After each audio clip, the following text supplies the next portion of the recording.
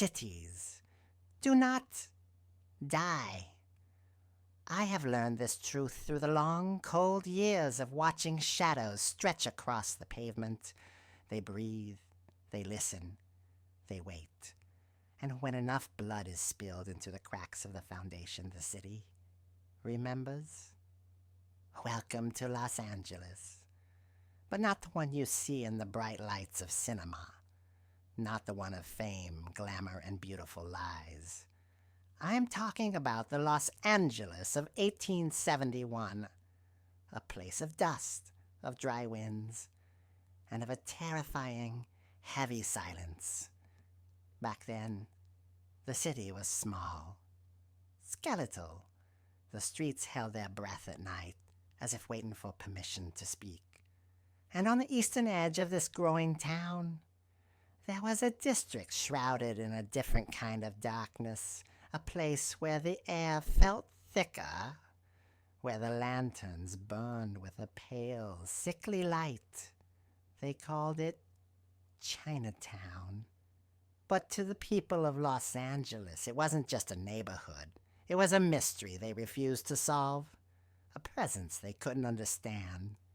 And fear, when it is fed with ignorance, always becomes an excuse for madness. Listen closely, because what I'm about to tell you is not a ghost story. It is a memory, a jagged, bloody memory that the city tried to bury deep beneath the concrete. But the ground, the very earth itself, refused to swallow it. The year was 1871, October. The moon was a thin, sharp blade in the sky, and the winds carried the scent of dry wood and old secrets. No one knew that by the time the sun rose, the streets would be stained with a sin that would never, ever wash away. The Chinese residents of the district, they were shadows to the rest of the city. They worked in the laundry houses, the kitchens, the dark corners of the alleys. They were silent. And in that silence, the townspeople found something to hate. They whisper that the Chinese never slept, that their eyes could pierce the thickest fog, that they brought with them gods from the old world, gods that were hungry. But the truth was much simpler and much more tragic. They were just men seeking a life in a land that saw them as ghosts. On a night of October 24th, the air in Chinatown changed. It wasn't just cold, it was heavy, like the sky was pressing down on the rooftops. Inside a small wooden building on Calle de los Negros, the street of the dark ones, voices began to rise. A dispute, a flash of steel, a scream that cut through the night like a razor. One gunshot. That was all it took.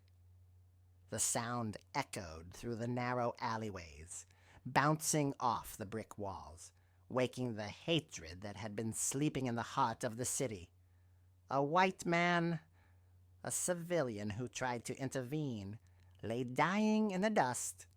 Moments later, a police officer, Robert Thompson, was struck down.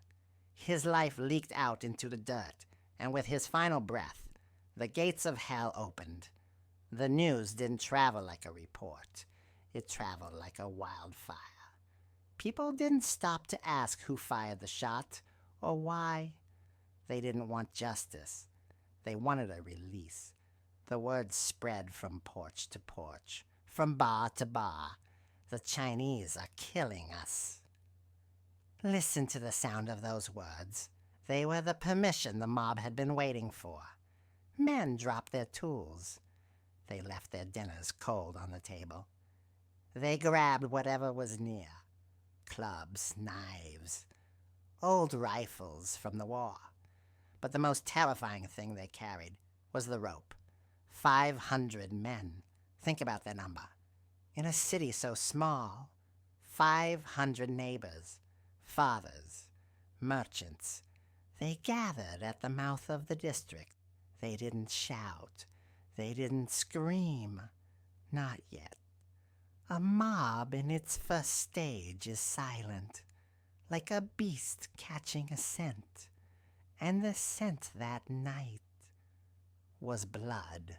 The mob moved in, like a slow, dark tide. The sound of 500 pairs of boots on the dry earth, a rhythmic low thud, thud, thud. It was the heartbeat of a monster. When they reached the first row of wooden shacks, the lamps dimmed. It was as if the fire in the lanterns was afraid to bear witness to what was coming. Windows shattered, not with a quick snap, but with the slow, agonizing crunch of glass being crushed under weight. The Chinese families inside. They didn't run. Where could they go? The district was a cage, and the hunters were at every gate. Doors were kicked off their hinges, splintering into 1,000 pieces. Men were dragged out by their hair, by their clothes, by their very skin. They were pulled from beneath beds, from behind curtains, from the secret places where they thought they were safe. The mob didn't speak to them. There were no questions, no accusations, just the sound of heavy breathing and the dragging of bodies over the stones. A doctor, a man who had spent his life healing the people of this city, was pulled into the street. His glasses were crushed, his medical bag scattered, his instruments gleaming in the moonlight like silver teeth. He begged, in a language they refused to understand. His voice was a soft whisper against the roar of the crowd. "Please," he said, "I have done nothing." But the crowd didn't hear a man. They heard a target. And then the ropes appeared.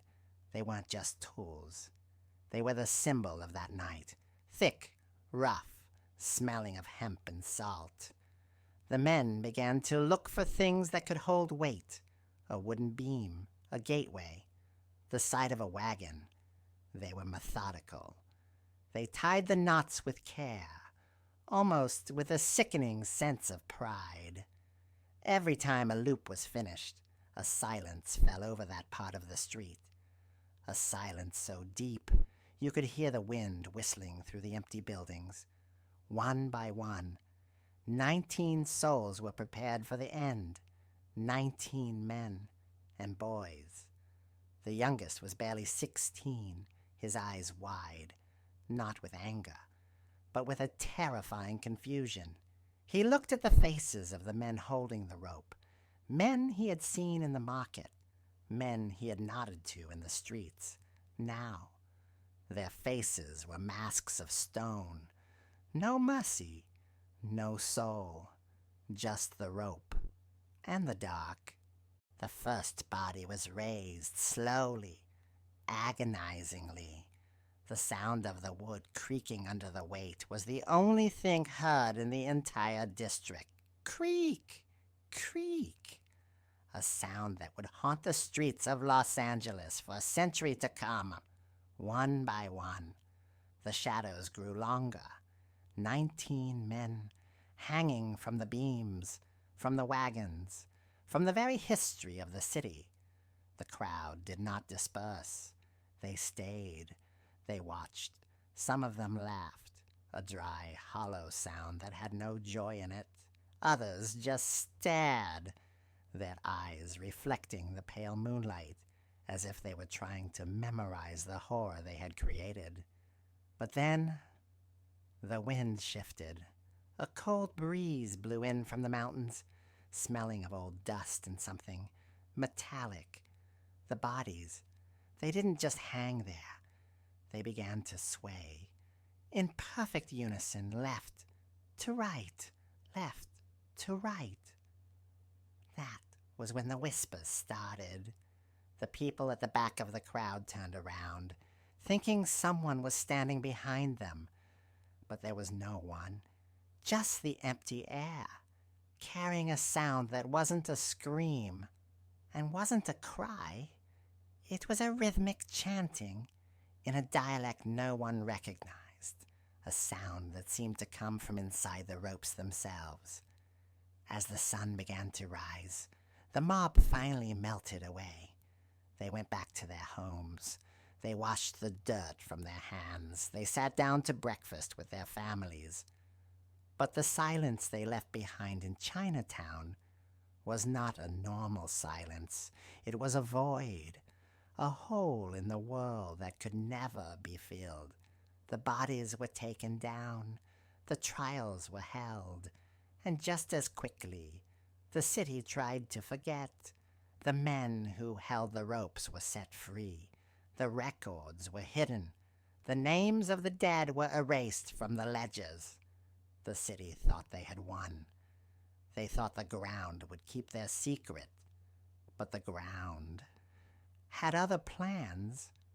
Weeks later, the men who participated in that night began to wake up, clutching their throats. They complained of a phantom pressure, the feeling of a rough, invisible cord tightening around their necks. One man, a blacksmith who had provided the wagon for the hangings, was found dead in his barn. He was standing on the ground, but his neck was broken.